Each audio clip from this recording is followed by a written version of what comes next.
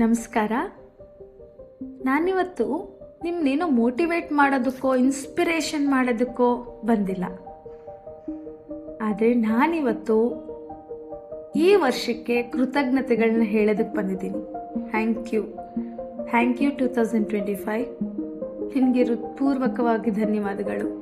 ಯಾಕೆ ಗೊತ್ತಾ, ಈ ವರ್ಷ ನಾನು ಕಲಿತ ಎಲ್ಲ ಪಾಠಗಳಿಗೆ, ಆದಂಥ ಎಲ್ಲ ಅನುಭವಗಳಿಗೆ ಮತ್ತು ನಾನು ಫೇಸ್ ಮಾಡಿದ ಸಿಚುವೇಶನ್ಸ್ಗಳಿಗೆ ಹಾಗೂ ಪ್ರತಿಯೊಬ್ಬ ವ್ಯಕ್ತಿಯ ಆಗಮನದಿಂದ ನನ್ನ ಜೀವನ ಇವತ್ತು ಪರಿವರ್ತನೆಯ ಭಾಗವೇ ಆಗಿದೆ. ನನಗೆ ಈ ಕ್ಷಣನೂ ಅನ್ನಿಸ್ತಾ ಇದೆ, ನಿಜಕ್ಕೂ ಯಾವುದೂ ವ್ಯರ್ಥವಾಗಿಲ್ಲ. ಆದರೆ ಯಾವುದು ಅಡೆತಡೆಗಳಿದೆಯೋ, ಇಲ್ಲಿ ಯಾವುದೇ ಪರಿಸ್ಥಿತಿಗಳು ಅಥವಾ ವ್ಯಕ್ತಿಗಳು ಅಡೆತಡೆಗಳಲ್ಲ ಅನ್ನೋದನ್ನು ನಾನು ಕಂಡುಕೊಂಡಿದ್ದೇನೆ.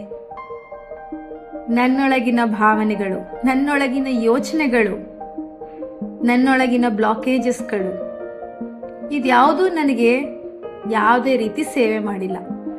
ಇದು ನನಗೆ ಯಾವುದೇ ರೀತಿ ಬೆಳೆಯೋದಕ್ಕೂ ಬಿಟ್ಟಿಲ್ಲ ಅನ್ನೋದು ನನಗೆ ಅರಿವಾಗಿದೆ. ಅಂತಹ ಒಂದು ಭಾವನೆಗಳನ್ನ ನಾನಿವತ್ತು ಪ್ರೀತಿಯಿಂದ ಬಿಡೋದಕ್ಕೆ ನಿರ್ಧಾರ ಮಾಡಿದ್ದೀನಿ. ಈ ಕ್ಷಣ ನಾನು ಶಾಂತಿಯನ್ನ ಆಯ್ಕೆ ಮಾಡ್ತಿದ್ದೀನಿ. ಈ ಕ್ಷಣ ನಾನು ನನ್ನ ಬೆಳವಣಿಗೆಯನ್ನ ಆಯ್ಕೆ ಮಾಡ್ತಿದ್ದೀನಿ. ಈ ಕ್ಷಣ ನಾನು ನನ್ನ ಸ್ವಾತಂತ್ರ್ಯವನ್ನು ಆಯ್ಕೆ ಮಾಡ್ತಿದ್ದೀನಿ. ಯಾರಿಂದನೂ ಅಲ್ಲ, ನನ್ನದೇ ಆದ ಭಾವನೆಗಳಿಂದ, ನನ್ನದೇ ಆದ ಆಲೋಚನೆಗಳಿಂದ ಸ್ವಾತಂತ್ರ್ಯವನ್ನ ನಾನು ಬಯಸ್ತಾ ಇದ್ದೀನಿ. Thank you. I love you. ಹಾಗಿದ್ರೆ ನೀವು ಕೇಳ್ತಾ ಇದ್ರೆ, ಇದನ್ನ ನಿಮ್ಮ ಹೃದಯಕ್ಕೂ ಮುಟ್ಟಿದ್ರೆ ಖಂಡಿತವಾಗ್ಲೂ ಕಮೆಂಟ್ಸ್ ನಲ್ಲಿ ರಿಲೀಸ್ ಅಂತ ಬರೀರಿ.